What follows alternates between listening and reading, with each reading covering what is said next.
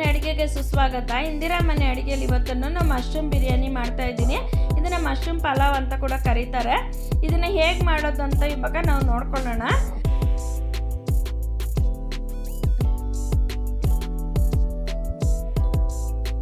ಮೊದಲಿಗೆ ನಾನು ಒಂದು ಕುಕ್ಕರ್ ತಗೊಂಡಿದ್ದೀನಿ.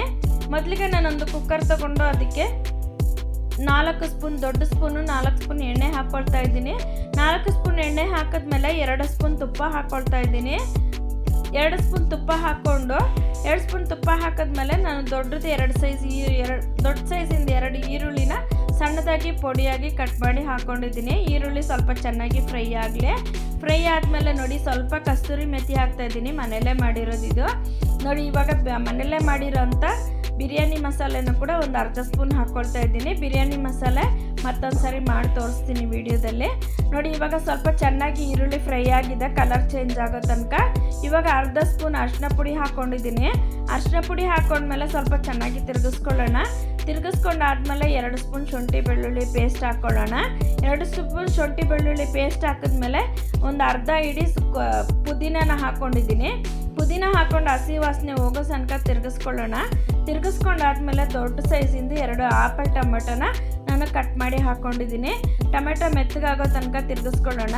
ಟೊಮೆಟೊ ಎಲ್ಲ ಮೆತ್ತಗಾಗಿದೆ. ಈಗ ಮೆತ್ತಗಾದ್ಮೇಲೆ ನೋಡಿ ನಾನು ಇವಾಗ 4 ಸ್ಪೂನು ಮೊಸರು ಹಾಕ್ತಾ ಇದ್ದೀನಿ. 4 ಸ್ಪೂನ್ ಮೊಸರು ಹಾಕ್ಕೊಂಡು ಎಣ್ಣೆ ಬಿಡೋ ತನಕ ನಾವು ಚೆನ್ನಾಗಿ ಫ್ರೈ ಮಾಡ್ಕೊಳ್ಳೋಣ.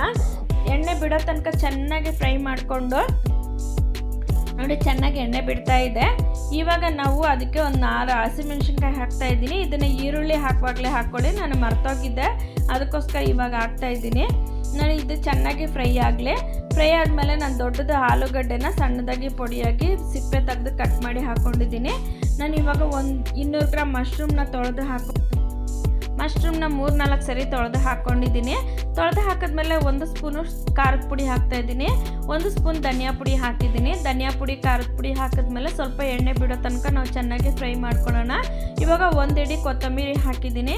1 ಇಡಿ ಕೊತ್ತಂಬರಿ ಹಾಕ್ಕೊಂಡು ಸ್ವಲ್ಪ ಚೆನ್ನಾಗಿ ತಿರುಗಿಸ್ಕೊಂಡಾದ್ಮೇಲೆ ರುಚಿಗೆ ತಕ್ಕಷ್ಟು ಉಪ್ಪು ಹಾಕ್ಕೊಂಡು ನಾವು ಚೆನ್ನಾಗಿ ಫ್ರೈ ಮಾಡ್ಕೊಳ್ಳೋಣ. ನೋಡಿ ಎಣ್ಣೆ ಬಿಟ್ಟಿದೆ. ನಾನು 2.5 ಗ್ಲಾಸ್ ಅಕ್ಕಿ ಹಾಕಿದ್ದೀನಿ. ಅದಕ್ಕೆ ನಾನು 3 ಗ್ಲಾಸ್ ನೀರು 3.5 ಗ್ಲಾಸ್ ನೀರು ಹಾಕ್ತಾ ಇದ್ದೀನಿ. 3.5 ಗ್ಲಾಸ್ ನೀರು ಹಾಕಿದ್ಮೇಲೆ ನೋಡಿ ನಾನು ಇವಾಗ 1.5 ಗ್ಲಾಸು ಸೋನಾ ಮಸೂರಿ ರೈಸ್ ಹಾಕಿದ್ದೀನಿ. 1 ಗ್ಲಾಸ್ ಬಾಸುಮತಿ ರೈಸ್ ಹಾಕಿದ್ದೀನಿ.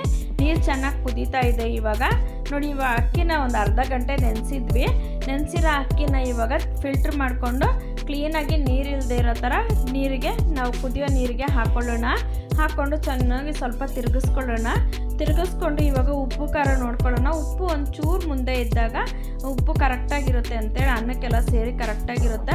ಕುಕ್ಕರ್ ಲೈಟ್ ಮುಚ್ಚಿಬಿಟ್ಟು ಒಂದು 2 ವಿಷಿಲ್ ಬರೋ ತನಕ ನಾವು ವೆಯ್ಟ್ ಮಾಡೋಣ. 2 ವಿಷಿಲ್ ಬಂದಾಗಿದೆ. ಇವಾಗ ಕುಕ್ಕರ್ ಓಪನ್ ಮಾಡೋಣ. ಕುಕ್ಕರ್ ಓಪನ್ ಮಾಡಿ ನೋಡೋಣ. ಮಶ್ರೂಮ್ ಬಿರಿಯಾನಿ ರೆಡಿಯಾಗಿದೆ. ನೋಡಿ ಎಷ್ಟು ಚೆನ್ನಾಗಿ ಬಂದಿದೆ ಮಶ್ರೂಮ್ ಬಿರಿಯಾನಿ.